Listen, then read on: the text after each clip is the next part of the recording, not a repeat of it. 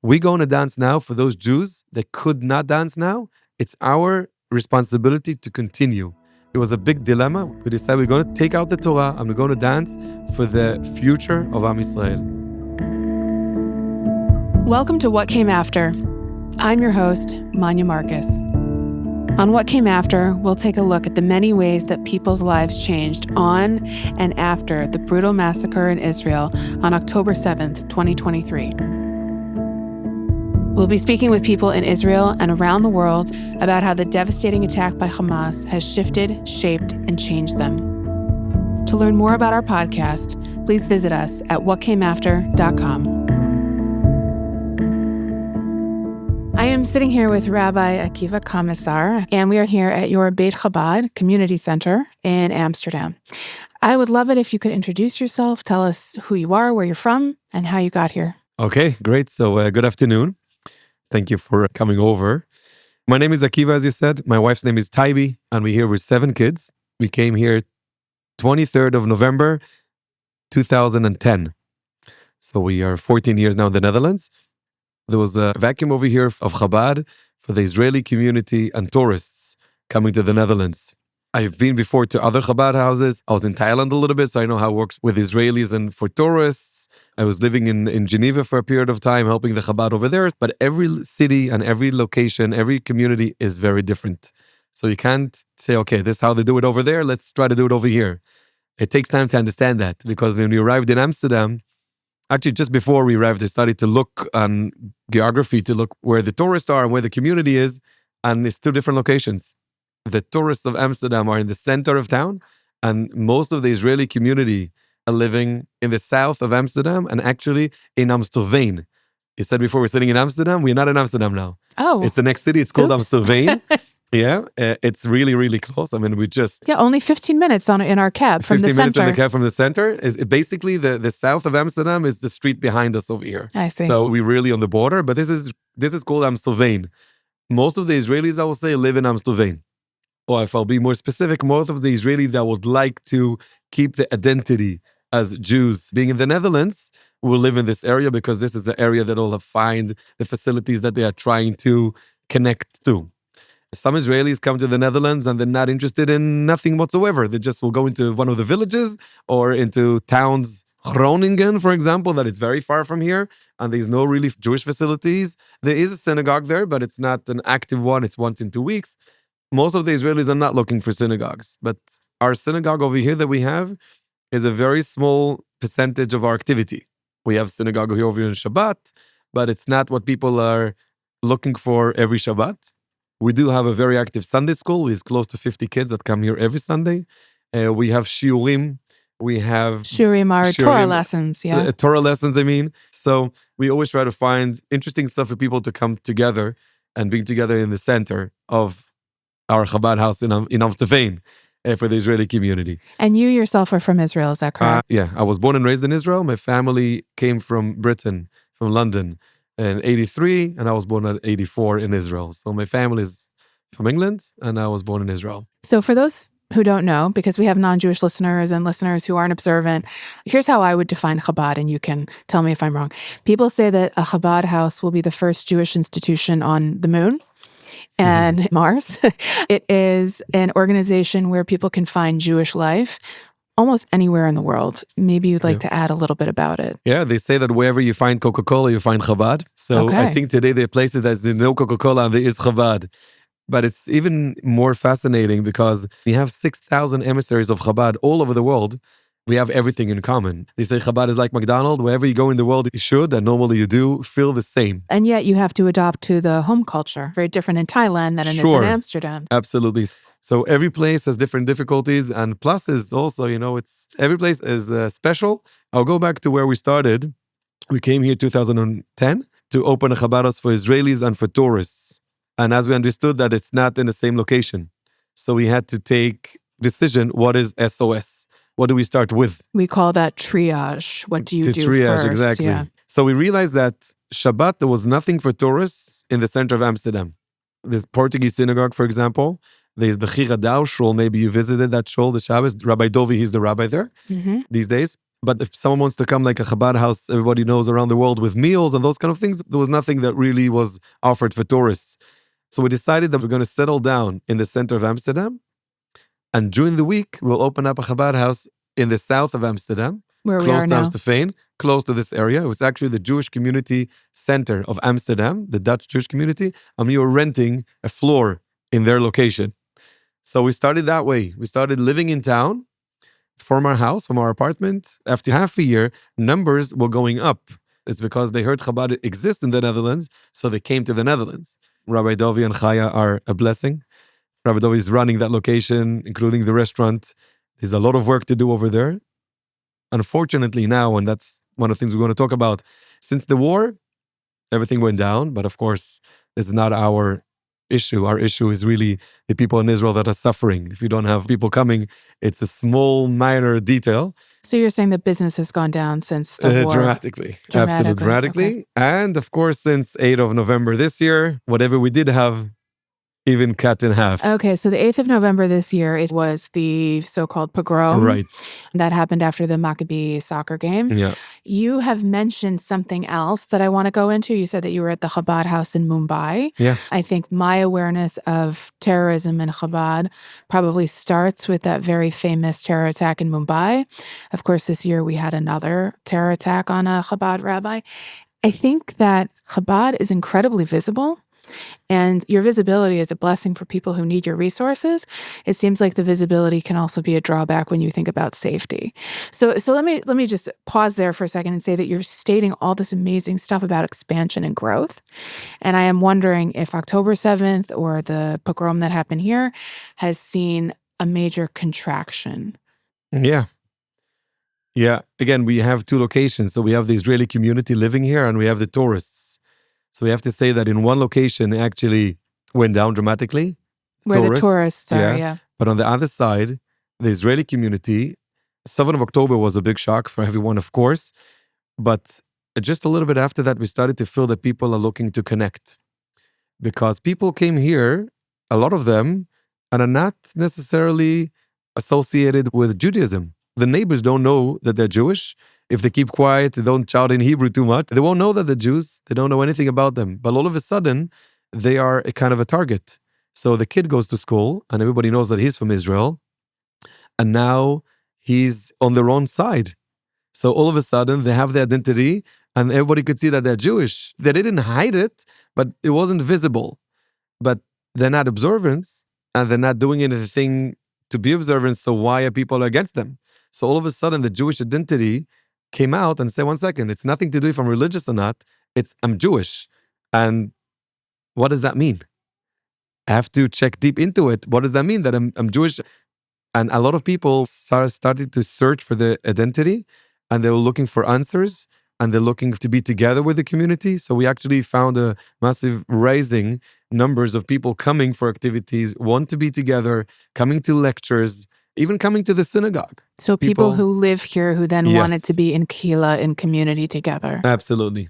Absolutely. But the tourists were fewer. The tourists dropped dramatically. We opened up the restaurant 31st of May. 2023. And we had a few months that it was amazing. I mean, when we came to Amsterdam, there was no kosher food in the center of Amsterdam. On the same street, someone opened street food, kosher street food. But if you want to dine, if you want to sit down for supper, there was no place in town. Until now, we are the only one that has a restaurant in the center for kosher food. Actually, it's not a restaurant. We are a kosher place in Amsterdam. We offer tefillin. We offer Jewish education. So one of the things that a Jew needs is kosher food. It's not a business thing that we are running over there. And you could see that now the business is, there's no customers and we're still open. Because if I'll have one person that is coming to eat kosher, I'm keeping my staff up and on, and we pay for that one person that is coming then. So you keep this open whether there are customers or not. Exactly. We are there for any Jew. Besides the people that are coming in, we have families in need. We have people in hospitals, God forbid. We have people in prison. There's all kind of situations. People that get stuck here for a day, something happened to the flight and they're somewhere in a hotel and they need kosher food and they don't know the area. We'll send a driver down with food. So it's not only a restaurant, it's a kosher kitchen in the center of Amsterdam that provide kosher food. The payment is actually a donation. Everything that comes in to Chabad is a donation. And as I say, like now, we didn't think once to close the place down because there's no people. Because if there's one person, and thank God we have more than one, we're there for them. That is our policy. We are here for anyone, anytime. And what Rabbi Dovi is doing is incredible to help every person that comes into the Chabad house. We had a story last year that actually someone came straight after October 7th, and he needed some help. At the end of the day, was also hospitalized. And Rabbi Dovi was taking care every night. There was supper in hospital for him. So he came here for a break He from all came of here it? for a break. Yeah, he came here for a break. From and, the intensity of the war. Yeah, he came on a break and couldn't handle it. It was too much. So we are here to help any person in any situation. That's why people go to Chabad. So to your question about we are very visible, that it's something that is good for us, but not necessarily work for us. So when October 7 happened, our security level went up. We don't necessarily have security outside the whole time. We are in touch with the police. If needed, we know how to call them. We do have doors, and that's the most important. Every security person tells me the first thing and the most important thing is the doors. If you have the doors closed, I don't know how many percent, but very high percent of issues could be solved. Close the doors, close the doors. As you see over here, we had the doors closed all the time, but now we have a new system of electric system. There was a Shabbat code that people could come in, but now it's what we call a slouch. It's one door opens, the other one cannot open, and that one opens. So we try to higher our security level as much as possible. I will not take off our mezuzah at home. No, if we'll get to a situation that I'll have to cover our religious signs, I think there's no meaning of living here anymore. We will do everything in order that we don't need to hide. We put menorahs up this year in town, and we heard about it. We have in very famous places, Anna Frank House, outside 3-meter menorah, and it lights up, and we get beautiful messages. And this year we put it up, and we thought, let's see what's going to happen. We were not sure how it's going to finish this Hanukkah. So the one in Anna Frank had a lot of messages that they wrote on the sign, of course, against Israel, unfortunately. And one of the menorahs that we have, we don't have footage of it, but it was broken. Basically, it was on one of the canals and it was bent into two. Now, it could happen by wind. It was very windy, but I doubt it. It looks like it was happened. We could see it coming. I mean, we could see it coming. We are in touch with the police. We're in touch with the city. They should not allow such a thing to be on the streets. It was always a free country. Jews are living here for over 400 years because it's a free country. And they're very open for any kind of group, minor group. And Jews should not have an issue of living over here. Right. They shouldn't be excluded from that. I think that people don't realize that this community was a community for Jews who were refugees, right, from Spain and Portugal. Absolutely. It's got a really fascinating and long history. On October 7th, you probably were not aware immediately because it was Chag and Shabbat. We actually were. You were? Yeah. Okay, tell me about that. So we came here in the morning. I knew more than my mother in Israel.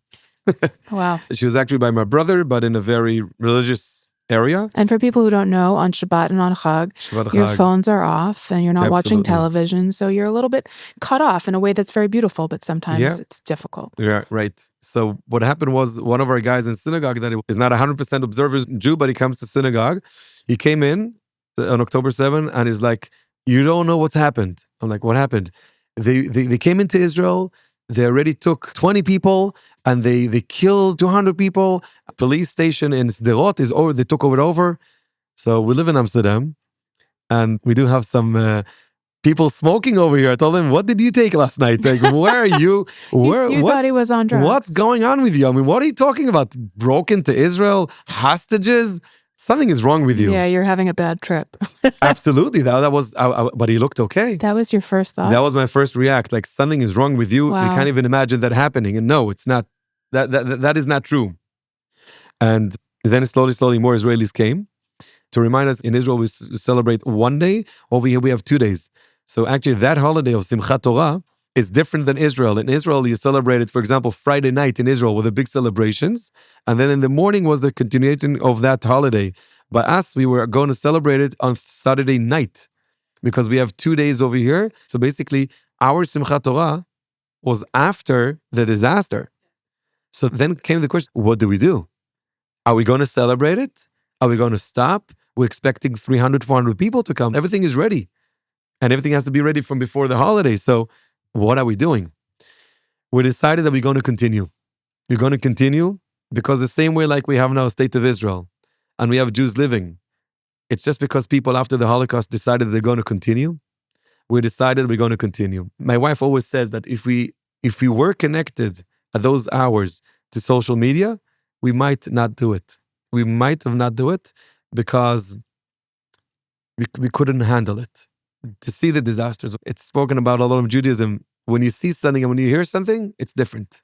When you see something, it goes in. When you hear something, it goes in too, but there's no picture to it. But so we did it, and we had, I don't know, we had like maybe 60 people came. But I'm assuming that some of those people who came to celebrate, to enjoy, I guess. It was not about enjoying, it was about being together. But they knew, many of those people who came they knew. Absolutely. A lot yeah. of them knew. We also knew at the time that something really hard and bad happened. But at the same time, we said, okay, we're not going to drink because we're enjoying, but we're going to dance for them. We're going to dance now for those Jews that could not dance now. It's our responsibility to continue and to do it, even though it's hard for us. We're going to do it. And it was a big dilemma. We didn't know what to do. We decided we're going to take out the Torah and we're going to dance for the future of Am Yisrael. That's what we felt in those moments. And I think at that point, there was no slogan of "we will dance again." No. That came much later. No, it came much later. But Simchat Torah is about dancing with It's the a dancing Torah, place. and it's a dancing holiday. It's a dancing holiday. That's incredible. Oh, this is a holiday of celebration. So we didn't celebrate it in a regular way, but there was tears together with the dancing because we're not able to dance, but we have to dance. Because this is exactly what Hamas wants from us. They would like everything to stop. They would like us to not be here anymore. And that our answer is, we're here. We're going to continue. You try to kill us. Every generation, there are people that are trying to get rid of the Jewish, destroy the Jewish nation. But they never succeed, and they never will succeed. So this day happened, and you are many things. You are a Jew, first of all. You're a rabbi, you're a community leader, and you're an Israeli living in the diaspora. Yeah. How quickly did you compute that what was happening in Israel was going to start to come to you? It was immediately. This location where we're sitting now, we were constructing this place during that time. So we didn't have a different location. We were here in this location, but we're doing construction at the same time. So one room was ready. We moved into the different room. And then came what we call the kabat. The kabat is the person that is in charge of security and safety. And he told me, Akiva, from this moment onwards, the place is closed until everything is like it should be for safety reason and for security reasons. And we had to leave this place over here. So from October 7th, we were praying in my house. For a whole year. Synagogue for a whole year, moved to my house. We could have used a different place. So I said, we're going to do it in my house. And the services for Shabbat were held in my house. It was pretty packed. It was actually kind of nice for that period of time. But my house is nowhere online. No one knows where I live. So for security reasons, it was a good thing to do at that moment. Let's not be here, not be visible. That's what we felt. So whoever the community knew where it is, but people from outside didn't know. And it was a very interesting period of time.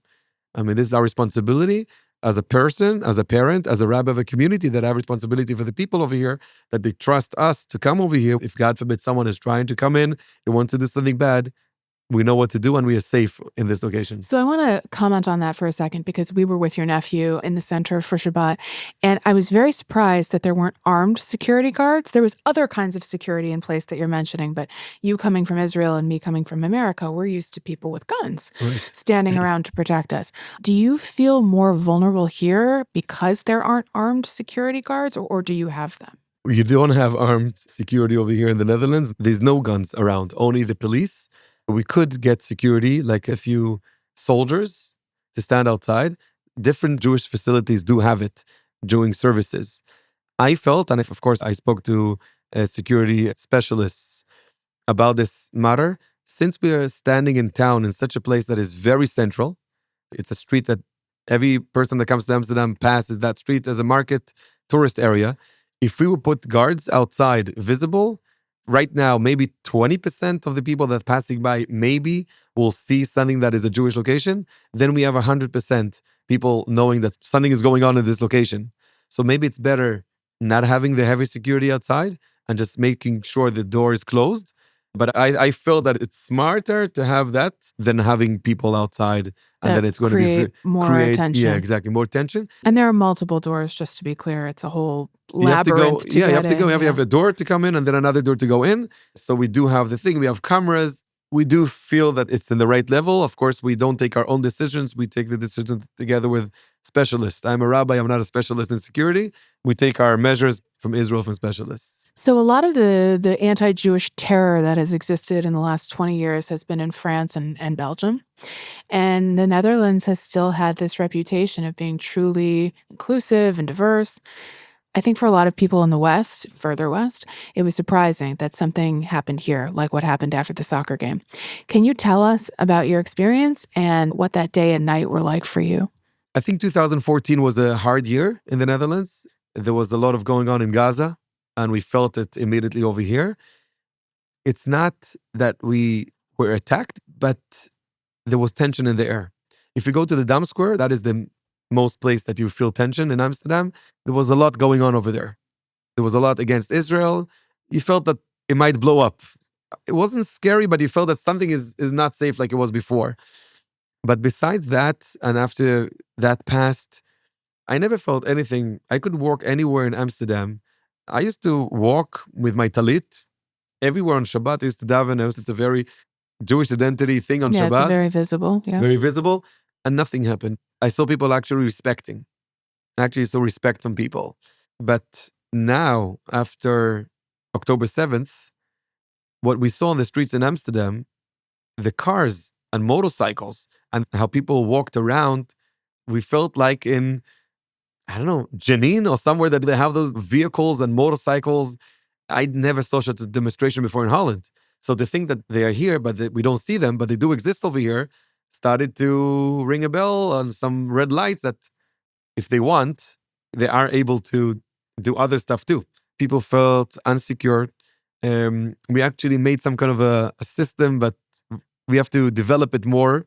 But it was something that if a person feels in danger, he could send a message, and basically a few volunteers from the community will drive over to that location to see what's going on. Now it's actually developing into some kind of an app. So that's what we felt in the 7th of October. And since Maccabi went over to different scale. What happened with Maccabi was that we had 3,000 fans came to Amsterdam. To think that that is going to pass quietly is not realistic. 3,000 Israeli fans. 3,000 Israeli fans coming to Amsterdam. And fans are fans. Okay, so you could have a big show going on in the Rai. A Rai is a place of shows in Amsterdam. Could be we'll have a large number of Israelis there, but no one will see it. But soccer fans, when they come to a place, they are very visible. And this is true across the world. Yeah, because when I saw what's going on with the Maccabi, someone told me, Akiva, about it's soccer fans. I mean, this is how they go around. They scream songs, and not necessarily that the songs are very polite and nice. You know, this is kind of language, because for me, I was shocked. Like, why? So, but it's the culture. It's really the culture is. of fans. Now, they were waiting for them. I mean, they were just waiting for those people to come. And the police were aware of that. So the police protected the whole group in the Dam Square. There was a Thursday of the match. In the afternoon, 3,000 people, 600 police. And they secured them through the metros to the arena. At the game, there was not allowed to have a demonstration outside. Now, this is a very open, democratic place. So you're allowed to do whatever you want. Just get permission from the police or from the city hall, and you're allowed to do it. So demonstration is something that everyone is allowed to do. Last year was the opening of the Holocaust Museum. The king came for the opening, and there was a demonstration, Palestinian demonstration outside, screaming and disturbing actually what's going on inside. But this is allowed because it's democracy. So it was allowed. So it's like, sometimes you have to stop that. But no, this is allowed. They're allowed to come and demonstrate and do whatever they want. We're talking about the Holocaust Museum. And now they're coming to shout. That was really sensitive, and it was very, very bad. But when it came to Maccabi, they understood that democracy is democracy, but we have to stop that because it's going to be violent. Right. So they didn't not allow a Palestinian rally outside. And that's remarkable for this country, this culture, yes. Yeah, so it was going out of the way because they understood that something could happen. So they didn't allow it to be next to the arena. So what they did was they're just waiting. They knew the big majority of people walking together, you can't harm them. But they're just people that came, and not necessarily even fans. I mean, they came for the match, for the fun of it. But they're walking around, if it's a father and son or young people, just walking around in metros and trams, going to the hotel that not necessarily even where everybody is, just different hotels. And over there, they really lynched them. People that took taxis, they let them off the taxi by a lynch place. Like they knew where to take. It wasn't necessarily on the way to their hotel. What do On you, the way what to do the you mean hotel, by a lynch place? Like they were what? waiting for them. There was a whole group of people waiting, and they just dropped them off next to those people into their hands. I see. So they did not take them to their destinations. Not necessarily. No. They were just dropped them off in places that people were waiting over there. There were WhatsApp groups of the taxi drivers. So Yeah. they knew what they're doing, and they were just waiting for them there. Now, thank God, really, it's unbelievable. It's a miracle that no one got really bad injured. I mean, a few people did, but they didn't want to get any help in the Netherlands. They just want to get out of here and got treatment in Israel. There's a few people that got Israel. Some people got run over. I don't know if you saw the videos of a car driving over people. So it was not normal. I mean, what's going on over here? People say yes, pogrom, not pogrom. At that moment, that was the feeling. We didn't know where it's going to go to. So on that night, when I got the first phone call, and that was the first phone call, and then I had thousands of them, it was just, I got a phone call from a friend of mine, told me, Akiva, don't drive into town. You're not leaving your family. Stay at home. You could work from your house. And then I had people calling me from the Jewish community, like head people in Jewish community, Akiva, what's going on? What should we do? And I had addresses of people are contacting me. Of course, they contacted Chabad, so they found our number. And they're asking me if I could get people to rescue them to the airport because they don't want to take taxis because the taxi drivers was the issue. I personally didn't think it was safe to drive into town. Let's call the police, but the police could not. I don't know what's the story of the police. They will investigate it.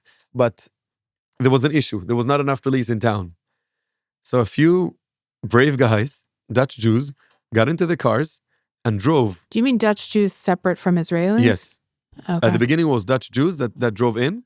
And from what I know, what came through us, some head of the community people. I mean, I got a phone call from a mayor of one of the cities in Israel. Oh, he was here in for Israel. the game. He was here visiting. He was actually also in the match. And he was in the hotel calling me petrified. We have to get to the airport. We have to get to the airport. Could you please send me a safe driver? So I sent him someone. Actually, it was one of the head of the Jewish community over here. And he sees him. He calls me. He tells the name of the guy. Is it safe to go with him? Like that. They felt at that moment like it was very difficult. And of course, at the beginning, they said we are missing people that may have hostages. So we didn't know how big the situation is going to be. Of course, after a few hours, when we discovered that most of the people either were asleep or they had no battery, that's why we didn't know where they were. By the morning, we understood that it's over. We understood, but no one could have said that it's not going to happen tomorrow night again. So it was a very strange situation being in Amsterdam, rescuing people from the hotels. I mean, where are we? This is a free country. This is a normal place where people come and enjoy. We are becoming like a place to rescue people from anti-Semitism. Didn't really sound normal. It was a very challenging evening with a lot of phone calls. So you didn't leave. Did you do any? You didn't do the driving. I didn't do the driving. You stayed with your family. I stayed with my family. 1:30 at night was the first phone call that I got. And then they came in dozens. It was just crazy. And I had a lot of media was calling me to get information. So listen, I would love to talk to you, but at the time that I'm speaking to you, 4 people are not getting help. So let's talk later. There was flights at 7 o'clock in the morning. So we got people out from the center with 5 cars. I don't know if it was 60 people maybe to get to the flight by 7 o'clock in the morning. At that time, I left my house. I took my kids to school and I came to the office.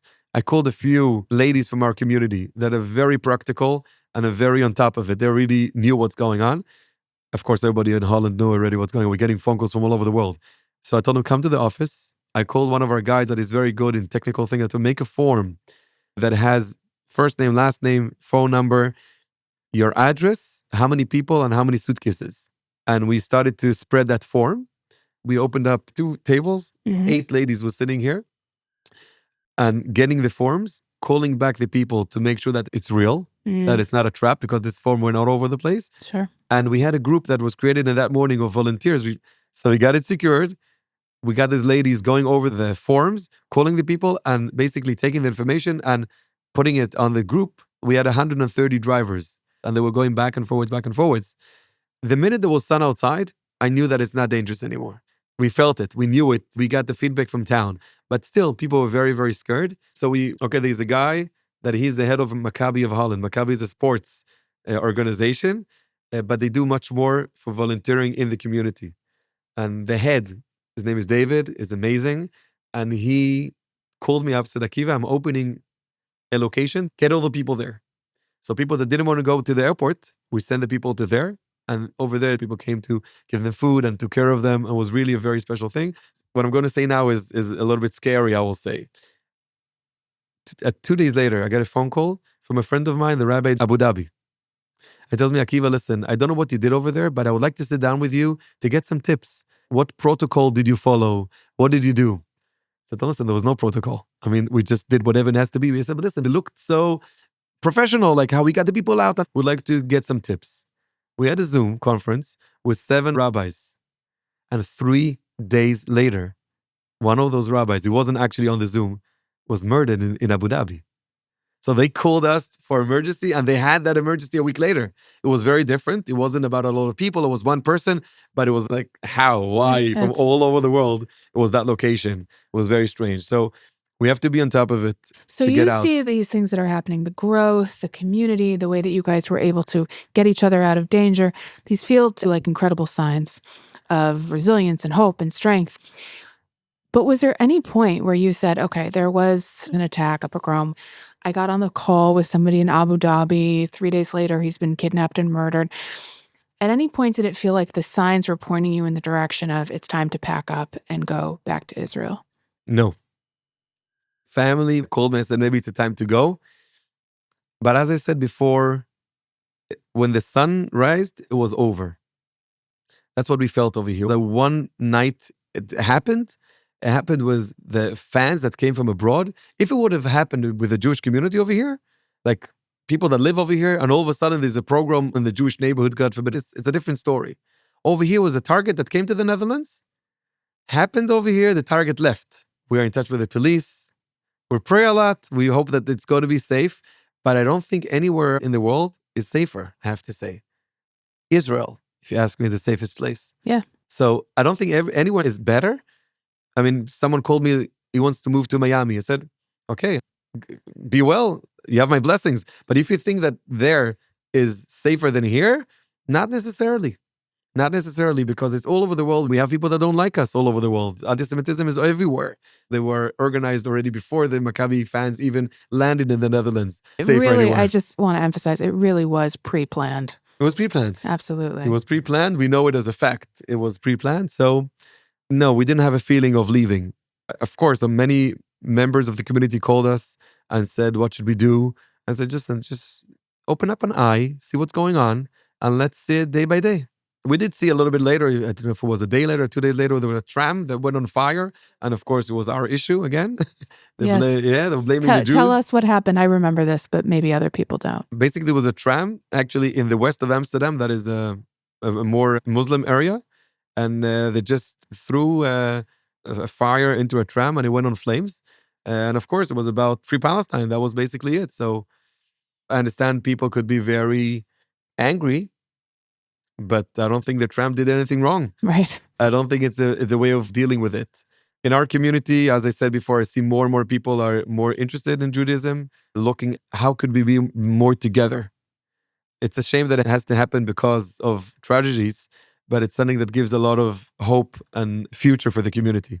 We started to write a Sefer Torah. We have a special project that we're writing now, a Sefer Torah, a Torah scroll for the name and for the souls of the people that got killed on the 7th of October and all along the war. So we have people that are donating in order to write that Torah, to get everybody together around something. And we're going to have a beautiful celebration of getting the Torah over here, because at the end of the day, this is our future. People could run away from Judaism. They could do the living in the Netherlands. They just feel another citizen. It's not. It doesn't work. We had it 80 years ago. And unfortunately, we see it raising again. our power is in our unity.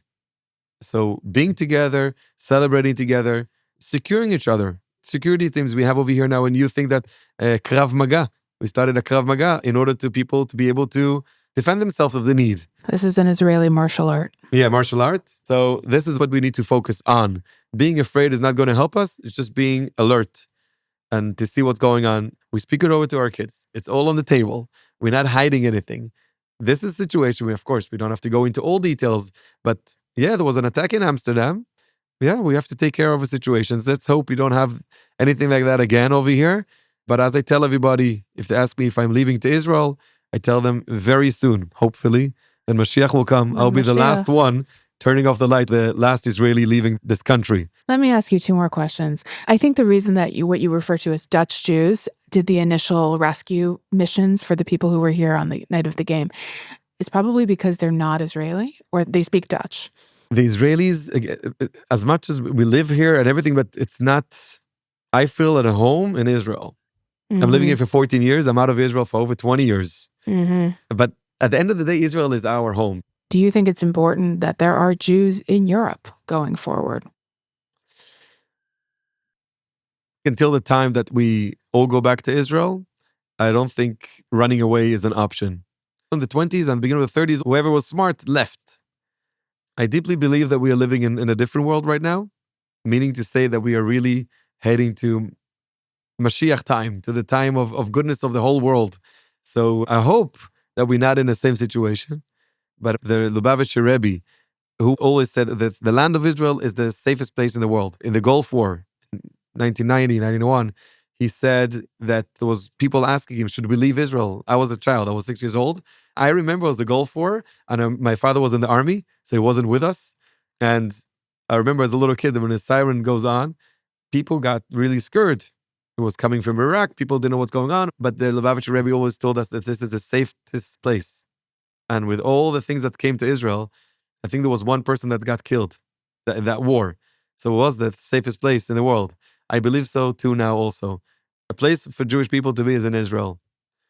We believe when Mashiach will come, he will bring everybody from all over the world. So there's a but here. Israel is the safest place to be, but we shouldn't. If someone is running away because of the situation, I don't think that is the attitude. I'm not running away from here. If a person decides that it's about time to move to Israel, they see the future is there, and that's absolutely fear, not from fear. We should not have that fear that is controlling us, because people also in Israel have fear. So where are you going to run away from there to? Fear is something that we have to live with it. Open your eyes, look around. If you have a reason to live here, stay. Let me just share one more thing. When we were at Rabbi Dovi's shul in the center, he had his children stand up and everybody did it with them, all the adults. This thing in Hebrew, the world is a narrow bridge. It was a whole dance. Could you translate that for us? Because I think it's very similar to what you're saying right now. So you mean the words? Yeah. What do the words mean? I think it's a really... I think the words come from Rabbi Nachman Breslev, if I'm not mistaken, the head of the Breslev movement that lived 250 years ago, approximately. I think this song was composed by Rabbi Baruch Chait, if I'm not mistaken, from Israel. Kol ha'olam kolo, the whole world is a narrow bridge. Ve'aikar lo lefachet klal. And the point is not to worry. We are living in a narrow bridge, meaning to say we come here for certain years. Some people come for more, some people come for less. But we have to understand that this is only a pathway. This is only a place that we come for a few years. Please God, for everybody to be healthy and wealthy, but it's only a place that we pass through. So if you're only passing through... Don't be afraid. Don't be afraid. You need to know if something dangerous is around you, but don't let that run your life. Have faith in Hashem, faith in God, and just do whatever you need to do. And Bezrat Hashem, we're very, very soon, we'll see the big miracles. Let's hope Mashiach will come seriously, because it's not an easy situation. Let's hope for peace in the whole world. That's basically what we're wishing for. Amen. Thank you so much for sitting with me. I know that you have a lot going on. I can tell even just stepping outside your office, there's a lot happening, and I really appreciate your time and your wisdom. Okay, with pleasure. Thank you.